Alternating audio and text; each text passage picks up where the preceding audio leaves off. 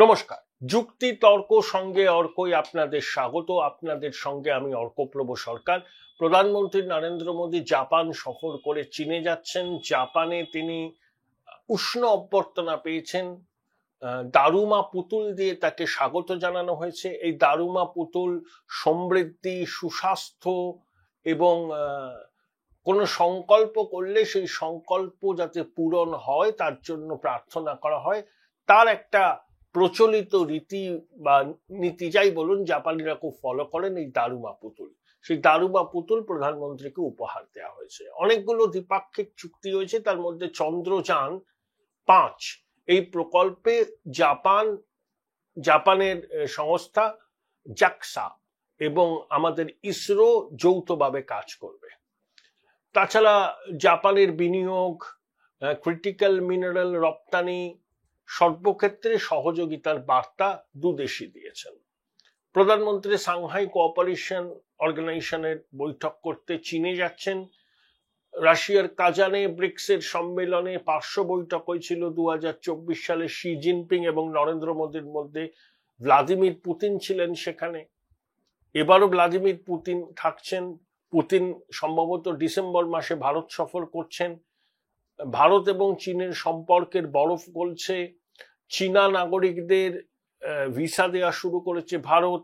আবার কৈলাস মানস সরোবর তীর্থযাত্রীরা যাতে ভারত থেকে যেতে পারে, চীন তার ছাড়পত্র দিয়েছে। খুব তাড়াতাড়ি ভারত চীন সরাসরি বিমান যোগাযোগ চালু হবে। দু দেশের মধ্যে বাণিজ্যিক আদান প্রদান বাড়ছে, যদিও স্পর্শকাতর ক্ষেত্রগুলোতে চীনের প্রত্যক্ষ বিনিয়োগ এখনো ভারত সবুজ সংকেত দেয়নি। ভারত সরকারের অবস্থান হলো, যে সমস্ত দেশগুলোর সঙ্গে ভারতের স্থল সীমান্ত আছে সেই সমস্ত দেশের থেকে প্রত্যক্ষ বিদেশি বিনিয়োগ যদি আসতে চায় তাহলে অটোমেটিক রুটে সেটা হবে না, তার জন্য অনেক ক্লিয়ারেন্সের দরকার হবে। এইরকম একটা পরিস্থিতি। আর ডোনাল্ড ট্রাম্পের ভারতের বিরুদ্ধে অন্যায়ভাবে 50% এই যে শুল্ক চাপিয়ে দেওয়া, তার প্রভাব তো আমেরিকাতেও পড়েছে। দেখুন, আমেরিকা নিজে চীন থেকে ইউরেনিয়াম হেক্সাফ্লোরাইড আমদানি করে, যেটা পারমাণবিক ক্ষেত্রে কাজে লাগে। প্যালাডিয়াম আমদানি করে, যেটা ওদের বৈদ্যুতিন গাড়ির ক্ষেত্রে কাজে লাগে। ফার্টিলাইজার আমদানি করে। ইউরোপের দেশগুলো রাশিয়া থেকে গ্যাস আমদানি করে, ক্রিটিক্যাল মিনারেল আমদানি করে। সবাই ব্যবসা করছে, কিন্তু ভারত রাশিয়া থেকে তেল কিনলে পরে বলা হচ্ছে যে ইউক্রেন রাশিয়া যুদ্ধের বন্ধ একমাত্র তখনই হতে পারে ভারত যদি রাশিয়া থেকে তেল কেনা বন্ধ করে। ভারত স্পষ্ট করে বলে দিয়েছে যে ভারত একটা সার্বভৌম দেশ, তার জ্বালানির সুরক্ষা প্রয়োজন, ভারতবাসীর স্বার্থ সবার আগে দেখতে হবে। ভারত বিভিন্ন জায়গা থেকে তেল কিনবে, সেটা ভারতের নিজস্ব সিদ্ধান্ত। আমেরিকার অভিযোগ, ভারত সস্তায় ক্রুড অয়েল আমদানি করে পরিশোধিত পেট্রোলিয়াম প্রোডাক্ট বিদেশে রপ্তানি করে প্রচুর টাকা রোজগার করছে, এবং রাশিয়া থেকে এই যে ক্রুড ভারত আমদানি করছে, যে টাকার আশা পাচ্ছে, সেটা তাদের ইউক্রেন যুদ্ধে তহবিল জোগাতে সহযোগিতা করছে। এইটা আবহ। আর আমেরিকার মধ্যেই ডোনাল্ড ট্রাম্প প্রশাসনের এই সিদ্ধান্ত ঘিরে বিতর্ক হচ্ছে। নিউ ইয়র্ক টাইমসে প্রবন্ধ লিখে ডোনাল্ড ট্রাম্পের এই সিদ্ধান্তকে তুগলকি বলা হয়েছে। আমেরিকার সঙ্গে কিন্তু একটা আলোচনা চলছে, সেটা খুব প্রকাশ্যে না হলেও ব্যাক চ্যানেল চলছে, এবং সবাই বলছেন যে ডোনাল্ড ট্রাম্প বেশি দিন তারা এই সিদ্ধান্তে অনড় থাকতে পারবেন না। একসঙ্গে ভারতের বৃহৎ বাজার, এবং ভারত হচ্ছে আমেরিকার স্ট্র্যাটেজিক পার্টনার, স্ট্র্যাটেজিক অ্যালায়েন্স আছে, এবং ভারত আমেরিকার সম্পর্ক অবনতি যদি এমন পর্যায়ে যায় তাহলে ভারত, চীন, রাশিয়া অক্ষ আমেরিকার কাছে খুব চ্যালেঞ্জিং হবে, এটা অনেকে বলছেন। কিন্তু ট্রাম্প যেহেতু এখনো তার সবকটা তাস উন্মুক্ত করেননি, তাই এখনো এই বিষয়ে চূড়ান্ত কিছু বলার জায়গায় আমি অন্তত নেই, অনেক এক্সপার্টও নেই। ভারত সরকার বলছে যে অন্যান্য দেশেও বাজার খুঁজতে হবে যেখানে ভারতের উৎপাদিত পণ্যকে তারা রপ্তানি করতে পারে। এইরকম যখন পরিস্থিতি, দেশের অভ্যন্তরীণ পরিস্থিতি, জিওপলিটিক্যাল সিচুয়েশন, যদিও এপ্রিল থেকে জুন এই কাল পর্বে বৃদ্ধি 11টা কোয়ার্টারের মধ্যে সব থেকে বেশি হয়েছে 7.4%। ভালো বর্ষা, ফার্মিং সেক্টরের অগ্রগতি, সার্ভিস সেক্টর ভালো ফল করেছে, মাইনিং, ইঞ্জিনিয়ারিং ভালো ফল করেছে, তাই এই বৃদ্ধির হারটা আমরা দেখেছি। কিন্তু আমেরিকার সঙ্গে শুল্ক যুদ্ধ একটা অস্বস্তি বাড়াচ্ছে, একটা আশঙ্কার কালো মেঘও ঘনিয়ে আসছে। বিশেষ করে H1B ভিসা নিয়ে আমেরিকার কি সিদ্ধান্ত হয় তার উপরও অনেকখানি নির্ভর করছে। এই আবহে জুলাই মাসের 1 তারিখ থেকে অগস্ট মাসের 14 তারিখ পর্যন্ত সি ভোটার এবং ইন্ডিয়া টুডে তাদের মুড অফ দ্য নেশন সমীক্ষা করেছে। Mood of the nation India Today group বিগত 2 দশক ধরে করছে। তাতে অনেকগুলো অ্যাসপেক্ট আছে, আমি সবকিছুর মধ্যে যাচ্ছি না। 2-3টে মূল্যবান কথা বলি যেটা আমার কাছে মনে হচ্ছে আপনাদের সঙ্গে শেয়ার করা খুব দরকার। প্রধানমন্ত্রী নরেন্দ্র মোদীর অ্যাপ্রুভাল রেটিং এখনো 58%। 11 বছর তিনি দেশের প্রধানমন্ত্রী, কিন্তু তার প্রধানমন্ত্রিত্বকে সিলমোহর দিচ্ছেন দেশের 58% মানুষ। 11 বছর প্রধানমন্ত্রী থাকার পর একজন রাজনৈতিক নেতার যদি অ্যাপ্রুভাল রেটিং 58% হয়, সেটা নরেন্দ্র মোদীর কাছে শ্লাঘার বিষয়। প্রধানমন্ত্রী হিসেবে ভারতবাসী কাকে চান? 52% মানুষ বলেছেন নরেন্দ্র মোদীকে চান, 25% মানুষ বলেছেন রাহুল গান্ধীকে চান। বিজেপির মধ্যে নরেন্দ্র মোদীর উত্তরসূরি কে হতে পারে? জোর টক্কর চলছে কেন্দ্রীয় স্বরাষ্ট্রমন্ত্রী অমিত শাহের সঙ্গে উত্তরপ্রদেশের গেরুয়াধারী মুখ্যমন্ত্রী যোগী আদিত্যনাথের। দুজনেই একদম নেক টু নেক লড়াইয়ে আছেন। আর এই মুহূর্তে ভোট হলে কি হবে? এই মুহূর্তে ভোট হলে এনডিএ পাবে 47% ভোট, আইএনডিআই এ জোট পাবে 41% ভোট। বিজেপি কত পার্সেন্ট ভোট পাবে? 41%। কংগ্রেস কত শতাংশ ভোট পাবে? 21%। এনডিএর আসন সংখ্যা কত হতে পারে? এই মুহূর্তে ভোট হলে 324। 2019-এ তারা 353 পেয়েছিল এনডিএ, আর 24-এ তাদের আসন কমে এসেছিল বিলো 300। এই মুহূর্তে ভোট হলে এনডিএ পাবে 324টি আসন, আর ইন্ডিয়া জোট পাবে 208টি আসন। বিজেপি কটি আসন পেতে পারে এককভাবে? India Today mood of the নেশনের সমীক্ষা বলছে 260টি আসন। মানে 2024-এ লোকসভা নির্বাচনে বিজেপি 240 পেয়েছিল, 2014-এ তারা পায় 282টি আসন, 2019-এ 303, 2024-এ 240। India Today mood of the নেশনের সমীক্ষা বলছে এই মুহূর্তে ভোট হলে বিজেপি এককভাবে পেতে পারে 260টি আসন। কংগ্রেস 2014-এ পেয়েছিল 44টি আসন, 2019-এ পেয়েছিল 52টি আসন, 2024-এ পেয়েছিল 99টি আসন। তাহলে 2014, 19 এবং 24 এই 3টে লোকসভা নির্বাচনে কংগ্রেসের মোট আসন সংখ্যা বিজেপির 2024-এর 240টি আসনের থেকেও কম। আর এই মুহূর্তে ভোট হলে India Today mood of the nation বলছেন সি ভোটারের সহযোগিতায় 2 লক্ষ লোকের সঙ্গে কথা বলে ভারতের সবকটি পার্লামেন্টারি কনস্টিটিউয়েন্সিতে গিয়ে তারা সমীক্ষা করে বলছে এই মুহূর্তে ভোট হলে বিজেপি পেতে পারে 260টি আসন, কংগ্রেসের আসন দুটো কমে হতে পারে 97টি আসন। তাহলে বিজেপির আসন বাড়বে 20টি, কংগ্রেসের আসন কমবে 2টি। এটা সি ভোটার এবং ইন্ডিয়া টুডের সমীক্ষার দাবি। অর্থাৎ স্পষ্ট ভারতবর্ষে বিজেপি যুগ শুরু হয়ে গেছে এবং নরেন্দ্র মোদীর অ্যাপ্রুভাল রেটিং 11 বছর ক্ষমতায় থাকার পরও 58%। এই প্রবণতা যদি বজায় থাকে 2029-ও ড্যাং ড্যাং করে জিতবে বিজেপি বা এনডিএ। প্রথম কথা দেখুন, আমেরিকার সঙ্গে সংঘাত, আমেরিকার হঠাৎ করে 50% শুল্ক চাপিয়ে দেওয়া, অপারেশন সিন্দুর, জিওপলিটিক্যাল টেনশন, এই সবকিছু সত্ত্বেও মোদিজির অ্যাপ্রুভাল রেটিং 58%।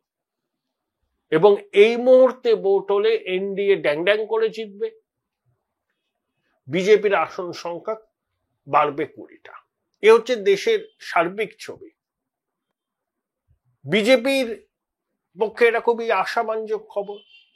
এই খবরকে বা এই পরিস্থিতিকে পুঁজি করে তারা পশ্চিমবঙ্গে কতটা কি করতে পারবে সময় বলবে। 2024 সালে তৃণমূল এবং বিজেপির শতাংশের বিচারে ভোটের ফারাক ছিল 7%। তারপর বাংলাদেশের ঘটনা, সেখানে হিন্দু নিগ্রহ, মালদা মুর্শিদাবাদের ঘটনা, পাহেলগামে ধর্ম পরিচয় বেছে জঙ্গিদের সনাতনীদের খুন করা, অপারেশন সিন্দুর, এখানে মেরুকরণটাকে একদম সম্পূর্ণ করেছে। এই মুহূর্তে ভোট হলে তৃণমূল এবং বিজেপির ভোটের পার্সেন্টেজে ফারাক থাকবে 2%। এখনো 8 মাস বাকি আছে। এসআইআর হবে। তৃণমূলের হিসাব 70 লক্ষ নাম বাদ যাবে, তার মধ্যে অধিকাংশই তৃণমূলের ভোট ব্যাংক। সীমান্ত সংলগ্ন বিধানসভা কেন্দ্রগুলোতে জনবিন্যাস বদলে গেছে। 2009 সালে যা ভোটার ছিল এখন সেখানে কোথাও 50, কোথাও 55% ভোটারের সংখ্যা বেড়েছে। অ্যালার্মিং। এগুলো ভুয়ো ভোটার ছাড়া হয় না। এই যে পরিস্থিতি, ক্ষমতায় আসার জন্য যে ক্রিটিক্যাল মাসের দরকার, সেই ক্রিটিক্যাল মাস কি বিজেপি অর্জন করতে পেরেছে? এই সরকার যে একটা চৌর্যবৃত্তির সাম্রাজ্য প্রতিষ্ঠা করেছে, সাইলেন্ট মেজরিটি এটাকে মেনে নিয়েছে। তারা কি বেরিয়ে এসে তাদের গণতান্ত্রিক অধিকার প্রয়োগ করবে একটা পরিবর্তনের জন্য? এই প্রশ্নগুলোর উত্তর এখনো মিলবে না। যত সময় যাবে তত বিষয়গুলো স্পষ্ট হবে। কিন্তু তৃণমূল এবং বিজেপির মধ্যে এবার কাঁটে কাটাক্কার। এই মুহূর্তে ভোট হলে শতাংশের বিচারে তৃণমূল হয়তো 2% বাড়তি ভোটে এগিয়ে আছে, কিন্তু এখনো নির্বাচন দেরি। Mood of the nation India Today পশ্চিমবঙ্গে বিধানসভা নির্বাচনের সম্ভাব্য ফলাফল নিয়ে কিছু বলেনি, কিন্তু এটা হচ্ছে বর্তমান যে পরিস্থিতি, সেই পরিস্থিতি নিয়ে অনেকের বিশ্লেষণ, এবং এই বিশ্লেষণের সঙ্গে আমি সহমত অনেকটাই। এই বিষয় নিয়ে কথা বলেছিলাম প্রবীণ বিজেপি নেতা তাপস রায়ের সঙ্গে। তিনি কি বললেন শুনে নিন। তবে India Today mood of the nation পশ্চিমবঙ্গে বিধানসভা নির্বাচনের সম্ভাব্য ফলাফল নিয়ে কিছু প্রেডিক্ট করেনি। বিধানসভার নির্বাচন হবে সম্পূর্ণ অন্য আঙ্গিকে। 15 বছরের প্রতিষ্ঠান বিরোধিতা, ধাক্কা শাসক দলকে সামলাতে হবে, এবং তার উপরে এই দুর্নীতির প্রাতিষ্ঠানিকীকরণ সহ সম্পূর্ণ মেরুকরণের আবহে ভোট হবে। কি বললেন তাপস বাবু, শুনে নিন। তাপসদা, India Today mood of the Nation ওরা সমীক্ষা করে প্রতি 6 মাস অন্তর। দীর্ঘ 2 দশকেরও বেশি সময় ধরে এই কাজটা ওরা করছে।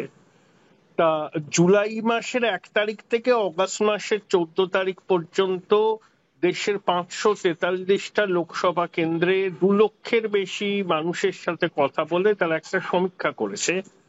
তাতে উঠে আসছে যে এই মুহূর্তে ভোট হলে বিজেপি এককভাবে দেশে পাবে 260টা আসন, কংগ্রেস পাবে 97টা আসন। বিজেপির বা এনডিএর বিজেপির প্রাপ্ত ভোট হচ্ছে 41%, কংগ্রেসের হচ্ছে 21%। কিভাবে ব্যাখ্যাটা করছেন? না, বিষয়টা হলো যে ইন্ডিয়া টুডের সমীক্ষার তো একটা নিশ্চয়ই গুরুত্ব আছে। যদিও এই সংস্থা অনেকে বলে নিরপেক্ষ, আমি বলি কিছুটা একটু বিজেপি বিরোধী, মোদিজি বিরোধী। তথাপি আমি বলছি যে আগামী 20 বছর, এটা আমি দেখেছি, এটা আমি জানি, এটা আমি শুনেছি, আগামী 20 বছর আমি বলছি 20টা বছর আমি দেখতে পাচ্ছি যে কংগ্রেসের কোনো সুযোগই নেই। আর রাহুল গান্ধীকে দিয়ে যে হবে না সেটা কংগ্রেসীরাও বোঝে, আর ভারতবর্ষের মানুষ তো দূরের কথা। মোদিজি এবং বিজেপির যে দেশের ব্যাপারে, উন্নয়নের ব্যাপারে এবং ভারতবর্ষের কে যে বিশ্বের সর্বক্ষেত্রে যে তুলে নিয়ে যাওয়ার ব্যাপারে যে ভূমিকা পালন করছে বিজেপি গভর্নমেন্ট, এবং অবশ্যই এখন মোদিজির নেতৃত্বে 11 বছর, তার তো কোনো তুলনা হয় না, তার কোনো তুলনা নেই। এবং এদের যে কিছু কিছু ক্ষেত্রে যে অন্যায় অবিচার বা যারাই এই যে ভুয়োর প্রশ্নে বা ভুয়ো ভোটার, তারপরে অনুপ্রবেশকারীদের প্রশ্নে বা ভোটারদের প্রশ্নে, এমনকি এরা এতটাই, আমরা তো ছোটবেলা থেকে শুনিয়েছি ব্যক্তির থেকে দল, দলের থেকে দেশ, এখন দেখছি বিরোধী পক্ষ তারা উল্টো গাওনা গাইছে। তাদের কাছে দেশ, দেশমাতা এটা তাদের কাছে প্রায়োরিটি নয়। তারা ঈর্ষান্বিত হয় যে দেশের যদি ইকোনমি যদি একটা জায়গায় গিয়ে পৌঁছয়, ডিফেন্সের শক্তি যদি একটা জায়গায় গিয়ে পৌঁছয়, 100 কিলোমিটার দূরে গিয়ে গিয়ে যদি পাকিস্তানকে শিক্ষা দিয়ে আসে, তাতেও এদের কিন্তু সেই প্রশ্নবোধক চিহ্ন বা সন্দেহ জাগে। হ্যাঁ, তো এইগুলো কিন্তু ভারতবাসী হিসাবে, যারা ভারতীয় হিসেবে গর্ববোধ করে, এইগুলো ব্রিটিশ আমলেও সে যখন লড়াই করছে, প্রাণ দিচ্ছে, আত্মাহুতি দিচ্ছে, কালাপানি, আন্দামান, সেই সময় তো কিন্তু ব্রিটিশের দালাল ছিল। আর এখন এই মোদিজির বিরোধিতা, বিজেপির বিরোধিতা করতে গিয়ে এই ইন্ডি জোট এরা পিন্ডি চটকে দিচ্ছে। সেখানে তৃণমূলও রয়েছে। প্রধানমন্ত্রী থাকার পরেও মোদিজির অ্যাপ্রুভাল রেটিং 58%। মোদিজির তো আমি বলছি, মোদিজি যত দিন যাচ্ছে ভাবা যায় না যে তার পপুলারিটি, জনপ্রিয়তা কোন জায়গায় তিনি নিয়ে যাচ্ছেন সর্বস্তরের মানুষের কাছে। এবং আমি বলি যে বিজেপির তো একটা ভোট ব্যাংক আছেই আছে, ছিল, আছে, থাকবে। মোদিজি নিজে একটা পার্সেন্টেজ ভোট ক্যারি করেন, নিজস্ব ভোট একটা, একদম সেটা মোদিজিকে দেখে, মোদিজির জন্য ভোটটা মানুষ দেয়। একটা ভাবা যায় নাকি একদিকে মোদিজি আর একদিকে রাহুল গান্ধী, এটা কোনো কম্পেয়ার? কোনো কম্পেয়ার? মমতা বন্দ্যোপাধ্যায়ের ইন্ডি জোটের নেতা হিসাবে অ্যাপ্রুভাল রেটিং 6 না 7%। কি বলবেন? না না, আমি এটা লিখে দিতে পারি যে কখনো কোনোদিন ইন্ডি জোটে নেতৃত্ব দেওয়ার যে সিদ্ধান্ত কোনোদিনই হবেও না মমতা ব্যানার্জির পক্ষে। মমতা ব্যানার্জি কোনোদিন ইন্ডি জোটের নেতৃত্ব দিতে পারবেন না। তার কারণ হচ্ছে উনি এতবার, এত ঘটনার পরিপ্রেক্ষিতে, সে পার্লামেন্টের প্রশ্নে হোক, সে বাইরের প্রশ্নে হোক, মানে এনডিএর প্রশ্নে হোক কতবার, ইউপি এর প্রশ্নে কতবার, এই সমস্ত করে উনি যেটা যে জায়গায় নিজেকে নিয়ে গেছেন, তাতে আমার মনে হয় যে ভারতবর্ষের অন্যান্য যে সমস্ত জাতীয় দল তো একটাই, আর যে বিভিন্ন যে সমস্ত দল রয়েছে, লোকাল যে সমস্ত স্টেট পার্টিজ এবং রিজিওনাল পার্টিজ রয়েছে, তারা ওনাকে বিশ্বাস করে বলে আমার মনে হয় না।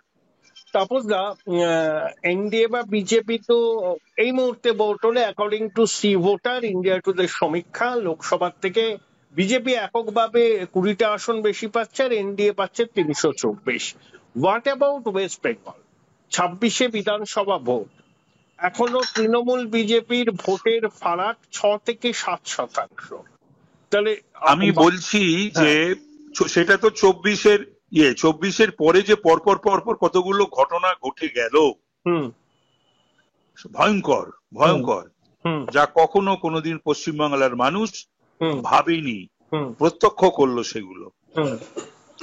তো সে সমস্ত প্রশ্নে, আর আমি বলি যে 9 এবং 11 সালে যে ভূমিকাটা ইসিআই এর ছিল, ইলেকশন কমিশন অফ ইন্ডিয়া, এবং 2009-এর পার্লামেন্ট এবং 2011-র বিধানসভায় যে ভূমিকা ছিল সেন্ট্রাল ফোর্সের, করুণা দয়া করার নয়, মানুষকে ভোট দেওয়ার সুযোগ করে দেওয়া, ভয়ভীতি সন্ত্রস্ত যে মানুষ, তাদের সেটা কাটানো, এটাই তো কাজ ইলেকশন কমিশনের। এবং সেন্ট্রাল ফোর্স ডিপ্লয়মেন্ট কি জন্য হয়? তারা তো এখানে দাঁড়িয়ে থাকবে দল পুতুলের মতন, তার জন্য নয়।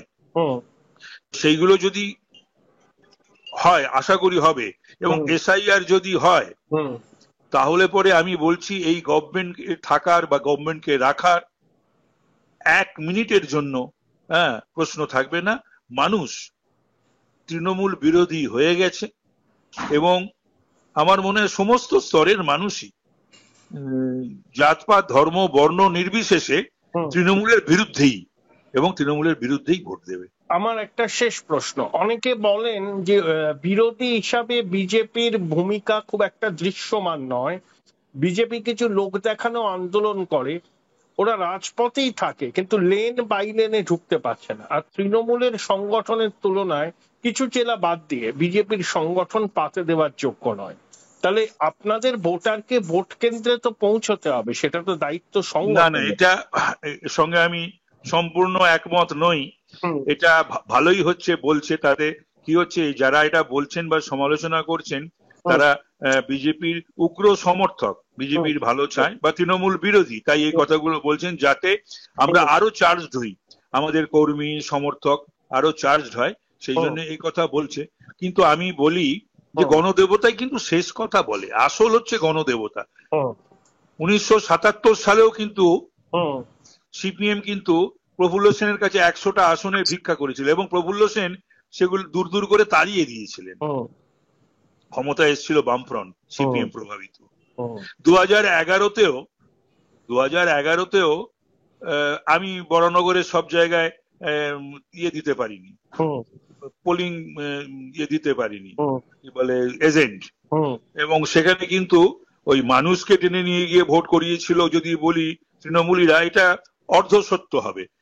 মানুষই কিন্তু দেখেছিলাম ভোরবেলার থেকে লাইন দিয়ে তারা কিন্তু পরিবর্তনের জন্য ভোট দিয়েছিল ওই 230টি বুথে, এবং যার ফলে একটা ওই রেড ব্যাশন, সেখান থেকে আমি ভাবা যায় না যেখানে কখনোই বাম ছাড়া অন্য কোনো প্রার্থী জয়লাভ করেনি, এবং যেখানে গোড়াপত্তন করেছিলেন 600 বার কনজিকিউটিভ টার্ম জ্যোতি বোসের মতন একজন প্রবাদ প্রতিম একজন নেতা। তো সুতরাং আমি এইগুলোর সঙ্গে সম্পূর্ণভাবে একমত নই। গণদেবতারা যদি চায় কোন সরকারকে, কোনো ব্যক্তিকে রাখবো না, তাহলে ওরা উল্টিয়ে দেবে। এবার কি 2011-র আগের মতো পরিস্থিতি বাংলায় আছে বলে আপনার মনে হচ্ছে? তার থেকেও খারাপ। আমি বলছি যে সিপিএম এর আমলে আমি এইরকম প্রশাসন, এইরকম পুলিশ, এইরকম সাধারণ দেখিনি। এখন যেটা মানুষ দেখছে, এবং একটা সরকার বা একটা মুখ্যমন্ত্রী সরাসরি ভুয়ো ভোটারের পক্ষে, অনুপ্রবেশকারীর পক্ষে, একসময় উনি অন্য কথা বলতেন, আজকে অন্য কথা বলছেন। এই চাকরি বিক্রি বা যারা এই সমস্ত মানে কি বলবো এই অন্যায় অবিচার করেছে, এই যারা, তাদের পক্ষে, এবং 100 কোটি টাকা খরচা করছে হাইকোর্টে, সুপ্রিম কোর্টে, শেখ শাহজাহানের পক্ষে, কেষ্টমন্ডলদের পক্ষে। তো এইটা কিন্তু এইভাবে কিন্তু প্রকাশ্যে কখনো কোনো রাজ্য সরকার এর পূর্বে বা কোনো মুখ্যমন্ত্রী এর পূর্বে এইভাবে এই সমস্ত এলিমেন্টদের পাশে দাঁড়ায়নি। থ্যাংক ইউ তাপস দা, thank you, welcome. Join Indian Institute of Hotel Management now. Right choice, right decision.